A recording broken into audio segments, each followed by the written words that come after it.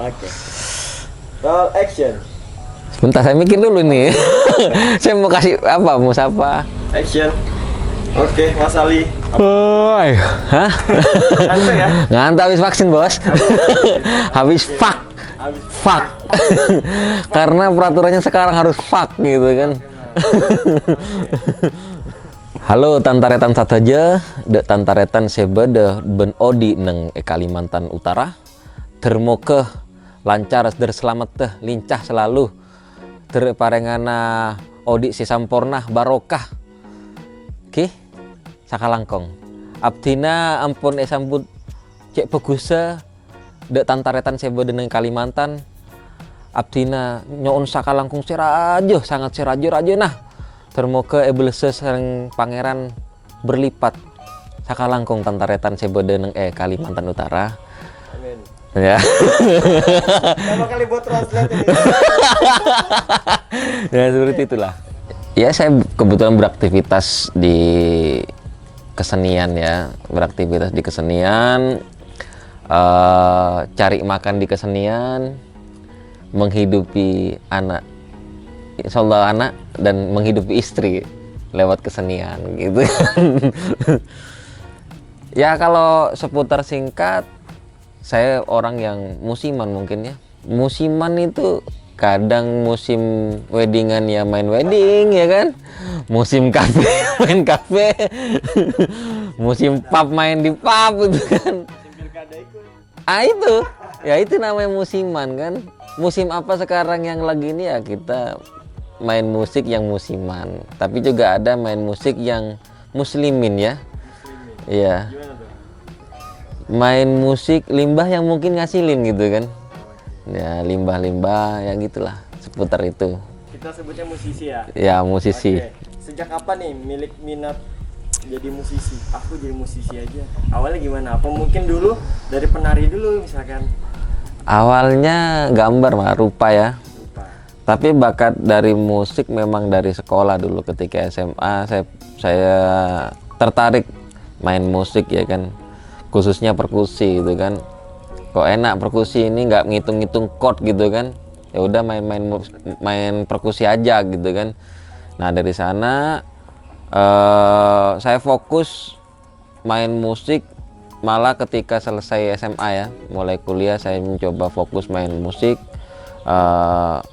Kok kayaknya ngasilin main musik gitu kan, dan ya apa ya, nggak ada lawannya ini. Ya Ada lawannya? iya bos.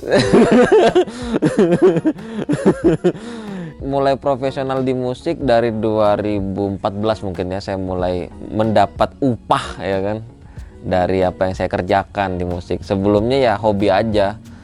Ternyata hobi ketika saya seriusin kok menghasilkan ya, saya serius aja main musik gitu kan. Akhirnya saya serius khususnya main musik apapun kan, dari band terutama alat tiup ya kan, alat tiup juga main perkusi, sehingga saat ini saya lebih condong memiliki dua musik mungkin ya, musik yang ideal. Ideal ya kan. Ideal yang pertama ya kan, ideal itu yang mungkin ya saya ngikutin pasar juga gitu kan, ngikutin selera yang kira-kira musik ideal ini kan main musik sesuai dengan siapa yang ngundang, sesuai siapa yang ngajak, saya main sesuai sama mereka, saya digaji gitu kan, dibayar. Itu yang ideal gitu kan. Nah yang ideal ini kan ya ini suka-suka saya main musik gitu kan, suka-suka saya mau ngapain aja di musik ya saya tumpah ruakan. Ternyata untuk menghidupi musik yang ideal ini, ternyata saya harus main musik yang ideal gitu kan. Ideal dulu gitu kan, main musik yang ideal seperti ini, baru saya kayaknya bisa nih menghidupi musik yang ideal gitu kan. Seperti itu. Jelas sosialistis. Ah itu men. Ketika saya kuliah sosialis asal mabuk aja gitu kan. Main musik ya. Istri saya tahu ya, dulu cuma dibayar minuman ya kan? Pulang ngeband mabuk gitu. Tapi saya Anak band lu ya? ya anak band anak ban. Ini nakal-nakal anak band. Bad boy lah ya.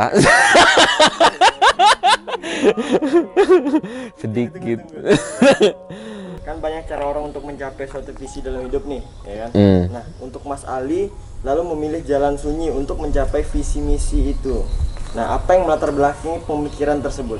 Sama ya, kenapa jalan sunyi? Karena bagi saya komposer itu, komposer musik ya, sama dengan rupa. Ketika perupa menggunakan media yang datar, media yang terlihat lah ya, untuk menggambar ataupun melukis, bikin karyanya, bikin potret sosial yang pernah dia lihat melalui itu. Begitu juga dengan komposer musik ya, musisi ini dia memilih sunyi sebagai media untuk bisa melukisnya dengan bunyi-bunyian, ya kan, maupun itu bunyi-bunyian yang sifatnya konvensional maupun yang di luar instrumen yang sudah banyak beredar gitu kan. Awalnya saya suka banget musik soundscape ya. Soundscape itu seakan-akan ini latar belakangnya sama dengan yang saya pelajari di dunia rupa gitu kan. Jadi saya akan ada kebebasan saya memilih objek-objek bunyian yang saya taruh nih dalam bentuk komposisi saya. Dan saya ikutin juga main musiknya itu improvisatorik awal-awalnya. Setiap panggung, setiap pertunjukan itu berbeda emosi gitu kan. Dan itu menurut saya mungkin yang susah didokumentasikan menjadi sesuatu hal yang pakem gitu kan. Dan ternyata di metode India juga seperti itu gitu kan. Ketika dia senang, pukul petang, ya petang, senang, sedih, dia punya interpretasi sendiri dalam bentuk memainkan instrumen. Nah, ternyata sama. Ketika saya menggeluti di dunia musik itu juga seperti itu gitu kan. Media untuk bisa berdialog, memotret kejadian sosial, dia gunakan media sunyi untuk dilukis bunyi-bunyian. Batasannya ya waktu gitu kan. Kalau perupa mungkin batasannya kanvas, batasannya kertas, dan media yang lain mungkin ya kalau di musik batasannya ya waktu, harus punya batasan waktu, ada batasan chord kan, nggak bisa dihambur chord semuanya kan, nggak bisa. Mungkin hanya beberapa ya kan yang dipilih yang cocok untuk seperti itu sih. Jadi kalau saat produce lupa waktu gitu ya? Iya, lupa waktu. Sampai bakso istri saya kebakar. Kopinya enak banget nih men. Harus datang ke Kaltara. Dari mana itu kopinya? Dari keluarga baik-baik yang buat.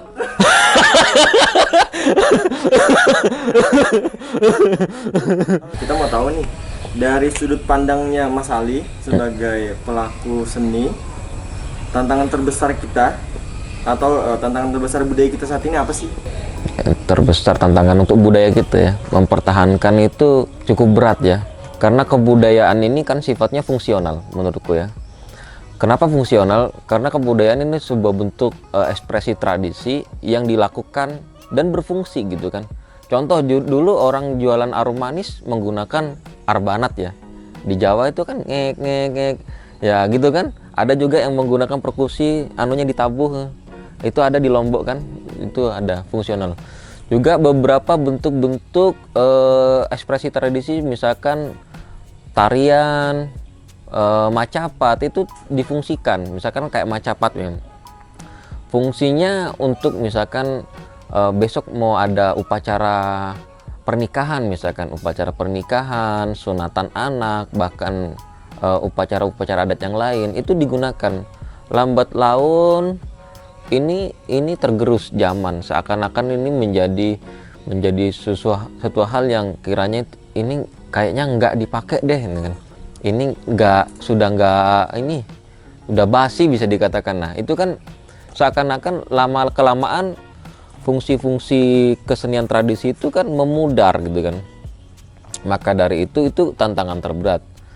Maka menurut saya menyikapi sebuah kebudayaan dan tradisi ini ada 3 hal. Yang pertama, kita meruat dan merawat sesuai dengan lur ya kan, alur kebudayaan sendiri kan. Misalkan kalau di Jawa, gamelan Jawa, laras gending ini ya seperti itu ya kan, gending Madura seperti ini gitu kan, diruat sesuai itunya. Yang kedua, menyikapinya dengan cara mengembangkan gitu kan. Mengembangkan di sini kita ada akar tradisi yang bermacam nih. Indonesia macam-macam. Nah, itu dikembangin dan dikawinkan dengan musik kekinian gitu kan. Itu caranya biar itu masih terdeteksi bahwa bentuk musik tradisi kita masih ada paling enggak idiom-idiomnya kan ada. Misalkan kalau di Jawa ada pelok selendro, di Kalimantan ada nada khas pentatonik, bunyi-bunyi panting, gambus gitu kan, tingkilan apalah, banyak itu ketika saat ini ya paling tidak dikembangin gitu kan, dikembangin update dengan metode-metode modern, digabung dengan musik digital, bahkan difungsikan dengan sebagai scoring film dan segala macamnya kan, tidak lagi berfungsi sebagai pengiring tari, pengantar main macam-macam gitu kan. Ya yang ketiga ini yang bahaya gitu kan, ditinggalkan. Ini yang miris banget ketika banyak budaya luar mulai mengalir di Nusantara, tapi kita cenderung cenderung asik dengan budaya tersebut, tapi kita lupa kita juga punya budaya yang kalau kita pelajari dari hulu hilirnya itu luas banget. Mungkin panjang kalau kita belajar dari bentuk cara buat instrumennya itu kan, cara memaknai instrumennya, cara memainkan gending-gendingnya dan segala macamnya, itu menjadi bahan riset yang panjang gitu kan. Itu sih menurut saya. Tapi ini terlalu abot, bos. Abot pol lagi. Pertanyaan gue ini. Iya. Mana yang bisa?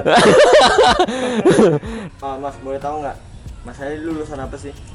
Politik dong. Politik. Kok pakai dong? Kenapa dong? Segitu bangganya kah Anda sebagai lulusan politik? Nggak bangga juga sih, 7 tahun aku kuliah, Pak. Karena aku dapat bonus ketika kuliah politik, Pak. Bonus jodoh. Jadi di masa kuliah aku memanfaatkan untuk, wah ternyata kuliah politik aku bonus jodoh, walaupun nggak selinier dengan jodohku gitu kan. Jodohku pertanian gitu kan. Sedangkan aku politik pasti bisa digabungin, politik pertanian, politik musik. Politik ini nada hubung kayaknya nih ya. Seperti ini, nara hubung ya kan. Iya, penghubung. Demokrasi kita ya nyontoh sama musisi-musisi daerah gitu kan. Contoh misalkan ensemble Jawa. Ensemble Jawa ini tahu kan karawitan Jawa? Larasnya pelok selendro, legislatif yudikatif dong, ya kan? Kalau di barat, pemimpin dalam bentuk ensemble musikal atau orkes dipimpin oleh konduktor, sifatnya hanya nunjuk-nunjuk, Pak. Tapi kalau di tradisi kebudayaan kita Nusantara, khususnya di Jawa, konduktornya malah pemain perkusinya, kendang.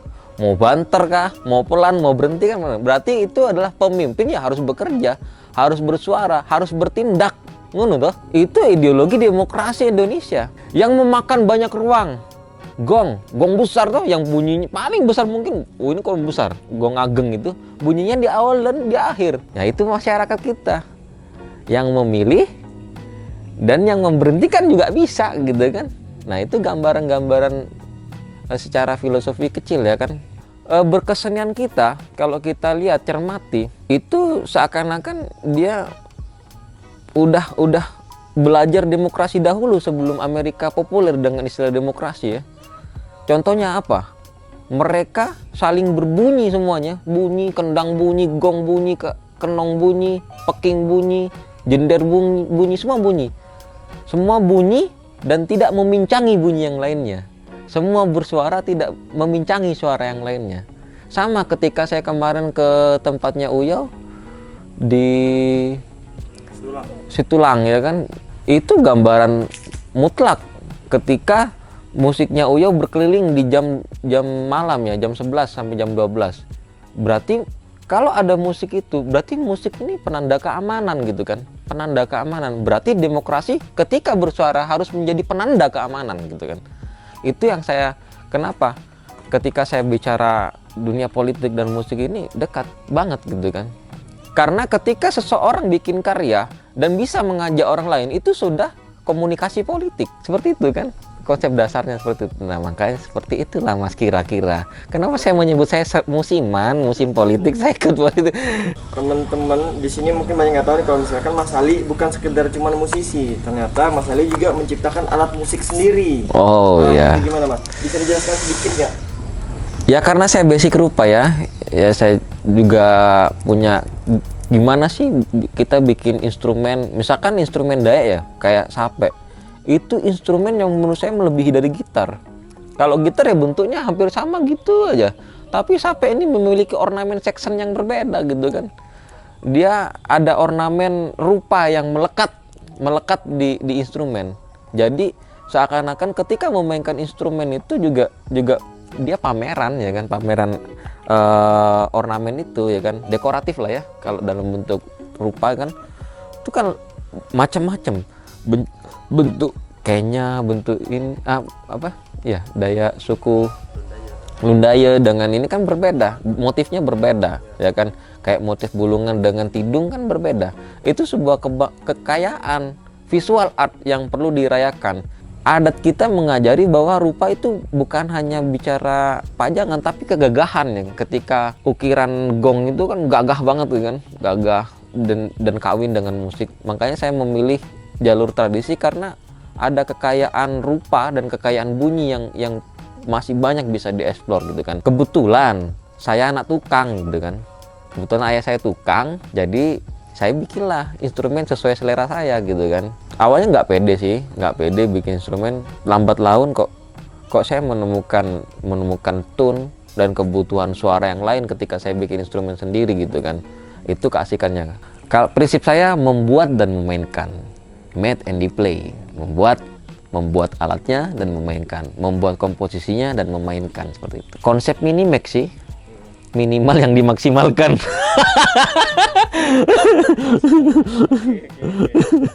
Minimal yang dimaksimalkan ya. Kalau Mas Ali kan ini sudah bisa dibilang rumah keduanya lah selain di situ Bondo. Oh iya. Lagi nih rumahnya banyak ya? Enggak, kalau di Kalimantan saya kayak dekat ya dengan teman-teman Kaltara itu. Dengan teman-teman di Tanjung, di Malinau. Malah saya kemarin baru sekali ke Malinau, saya merasa wah ini saya menemukan keluarga. Mungkin karena basic saya naik Vespa ya mungkin ya. Ketika ketemu, hah?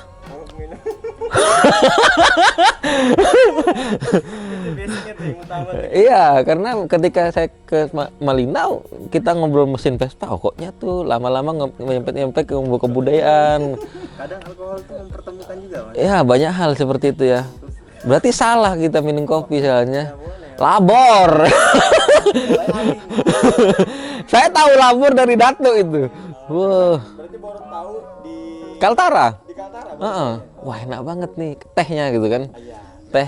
Teh labor gitu kan. Gimana pendapat Mas Ali soal Kaltara? Secara spesifikasi kebudayaan ya, gimana tuh? Menurut saya ini kan Kaltara adalah provinsi baru termuda mungkin ya. Termuda ya. Ini merupakan peluang besar antara pemangku kebijakan dengan masyarakat, dengan orang-orang yang kreatif, ya kan, yang berkegiatan di lingkungan kreatif. Ini langkah yang bagus gitu kan. Bayangin kayak kemarin misalkan ada beberapa acara musik alam misalkan, sering kan didatangi gubernur. Kalau di Jatim, Jateng susah Pak datengin gubernur gitu kan. Susah lah, banyak protokoler yang harus di ini kan, kecuali kita kekuatan orang dalam gitu kan. ini poin peluang ya, peluang biar bisa kerjasama. Ini gimana gerakan independen bisa selaras dengan kegiatan pemerintahan yang kiranya teman-teman harus juga tahu pos-pos keuangan yang ada di pemerintahan. Makanya Narahubung ID ini yang harus tahu nominal hibah-hibah keuangan yang nempel di Kementerian Kebudayaan ya kan. Paling tidak nanti Narahubung ini bisa mencerdaskan komunitas-komunitas gitu kan. Ayo rek berbadan hukum biar iso akses APBN gitu kan, biar nggak salah jalur duit kita gitu kan. Jadi kalau mau event atau apa tuh nggak bingung? Nggak bingung Pak, nggak bingung. Narahubung ID bisa mencerdaskan dan bisa membocorkan dananya berapa gitu kan. Enak ya. Harus sadar nggak sadar media ini merupakan pilar yang harus seimbang gitu kan, menjadi penyeimbang informasi. Saya pikir Narahubung ini harus organik ya kan, lahir dari tubuh anak muda yang bisa kawin dengan siapapun dan bisa melahirkan apapun gitu kan. Mau kawin dengan politik kah? mau kawin dengan pemerintahan kah, mau kawin dengan komunitas, mau kawin dengan gerakan apapun, pasti akan melahirkan informasi-informasi yang aku cocok jadi presenter harusnya ya. Ya kan? Jadi narahubung ini bisa kawin dengan siapapun. Ya tapi yang jelas narahubung harus punya istri. Istrinya siapa? Idealisme, bos. Selirnya politik, ya kan? Selirnya politik, kebudayaan, dan informasi-informasi receh yang lainnya. Iya, jadi badannya ini istrinya jelas ya kan. Metode raja kan gitu, Pak. Anggap aja narahubung ini raja. Pilar, bos. Cocok aku kayaknya. Tahun depan aku daftar jadi reporternya narahubung.id. Nah, tahun depan katanya narahubung jadi narahubung TV, bos. TV-nya anak muda Kaltara. Bagaimana idealnya suatu budaya bisa efektif mengisi ruang anak muda? Dilihat kesininya malah yang asli budaya Indonesia makin tergerus. Caranya satu yang bisa efektif, pendidikan. Karena kebudayaan, musik, rupa itu lebih penting matematika dan IPA, biologi, fisika, kimia, dan tetek bengeknya gitu kan. Seakan-akan kebudayaan ini menjadi yang nggak penting di sekolah gitu. Nggak harus menjadi pelajaran pokok gitu yang perlu dibanggakan gitu kan. Maka les-les yang beredar di Primagama dan kawan-kawan itu udah ada les kebudayaan, Pak. Seakan-akan ya ente-ente lah kenal musik tradisi itu dari poster kita. Ada nggak di sini satu lembaga kebudayaan atau dinas yang terkait ataupun pimpinan yang terkait? Misalkan Dinas Kebudayaan Provinsi Kaltara.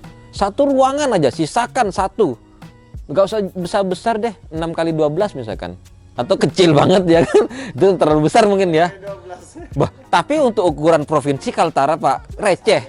Segini, ya kan? Bisa nggak menyimpan semua instrumen musik yang ada dari Sabang sampai Merauke? Sampling aja, satu. Mungkin kalau Pak Menteri denger, ya kan, gimana Pak caranya ini musik-musik tradisi menjadi muatan yang wajib hukumnya, bahkan sama predikatnya dengan matematika, sama predikatnya dengan IPA, IPS, biologi, kampret-kampret yang lainnya. Jadi standar pintar tuh nggak mesti matematika. Iya itu, iya. Tonggak utamanya adalah pendidikan. Kita harus berani menyamakan skor, bukan kayak semalam.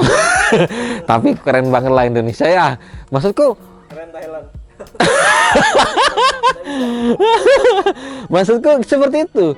Anggap aja Thailand itu matematika gitu kan. Indonesia bukan ya pelajaran kebudayaan, mulai kebudayaan gitu kan. Aduh, kita porsinya sedikit banget gitu kan. Ngomongin pemeliharaan kebudayaan, anak muda ini kan harus peka terhadap budaya lokal gitu. Nah, sedangkan itu juga harus bisa berkompromi dong tentang teknologi, perkembangan zaman, modernitas kayak gitu-gitu segala macam kan. Gimana Mas Ali Gardi itu menanggapi soal transisi analog ke digital kita? Ya sama kayak saya yang bilang yang kedua tadi ya, menyikapi kebudayaan dengan cara merawat dan merawat. Yang kedua kita harus mengembangkan. Yaitu bukti mengembangkan ya bisa mengawinkan antara analog dengan digital misalkan. Menurut saya itu juga cara anak muda bisa mengkreasikan bikin karya baru, karya kreasi baru, tapi dengan akar tradisi, Pak. Itu kan, dengan akar tradisi yang banyak toh sudah yang beredar ya, yang populis lah, kayak Eka Gustiana, terus banyak lah ya kan, Reza Arab, karya-karyanya kan akarnya akar tradisi tapi teknonya digital, dan itu yang mampu menjadi segmentasi sendiri kan. Akhirnya kita harus memilih segmentasi nih, siapa segmentasi yang mau kita hadapin gitu kan. Caranya ketika kita bisa menghadapi segmentasi yang kita hadapin ya kita harus mau dengan seperti itu gitu kan, nggak kaku lah ya, kayak keroncong. Alatnya Eropa gitu kan, alat-alat musik modern, logatnya, cara memainkannya karawitan banget kan. Nah itu akhirnya memunculkan kreasi baru dalam bentuk musik. Dangdut juga seperti itu ya kan. Dangdut ini kan tabla India tapi kawin dengan, akhirnya ketika kita mendengarkan musik India dan dangdut berbeda, ada aksen-aksen yang berbeda. saya berpikir lama-kelamaan bertahun-tahun aktivitas itu dilakukan, itu akan menjadi kebudayaan baru. Kayak dangdut dimasuki saksofon dan segala macamnya, model bahasanya bahasa Jawa, kan itu bisa dikatakan itu salah satu perkawinan yang kiami kan. Banyak ketika musik-musik kekinian yang banjir lah, musik-musik Jawa yang dikemas dangdut tapi modern, soundnya modern, lifestyle-nya modern, perangkat yang dipakai modern, cara ngeditnya modern, ya kan? Itu kan menciptakan peluang-peluang kerja yang bisa bekerja sama gitu kan. Dan itu juga salah satu bentuk ekspresi anak muda yang menurut saya berhasil membius. Karena ketika musik dangdut Jawa di tempat saya itu dimainkan, banyak anak muda, ya almarhum Didi Kempot lah ya, ketika dia main puluhan ribu, dan itu bisa menciptakan lingkungan baru, cara menikmati baru gitu kan, gitu. Harapannya untuk ke depan? Harapan pribadi saya, apa yang kita bicarakan pada hari ini bisa membekas. Apa yang kita diskusikan hari ini juga bisa naik kelas, ya kan. Mudah-mudahan juga dokumen-dokumen yang disimpan teman-teman itu bisa menjadi berkas yang bisa disodorkan kepada setiap dinas dan bisa teman-teman juga bisa terlibat dalam pembuatan apapun, ya kan, seperti apa yang kita rencanakan, gimana cara memfilter kebudayaan dan gimana bisa mengkampanyekan kebudayaan. Teman-teman yang ada di sini mudah-mudahan bisa semakin melebarkan resonansi apa yang kita bicarakan. Walaupun omongan kita dianggap sampah, ya kan, tapi paling nggak bisa upskilling, ya kan, bisa menaikkan derajat kita, omongan kita gitu kan. Apa yang kita obrolkan bisa kita diskusikan dengan orang lain, dan mudah-mudahan kita anak muda yang nggak dianggap remeh oleh orang-orang yang sudah punya kelas gitu kan. Seperti itu. Terima kasih. Matur sakalangkong, Seraja. Sekali, sampai ketemu lagi di segmen selanjutnya. Nara Hubung TV dong. Iya. Selanjutnya harus naruh Hubung TV. Iya. Ntar lagi kayaknya gubernur mau belikan ini perangkat-perangkatnya.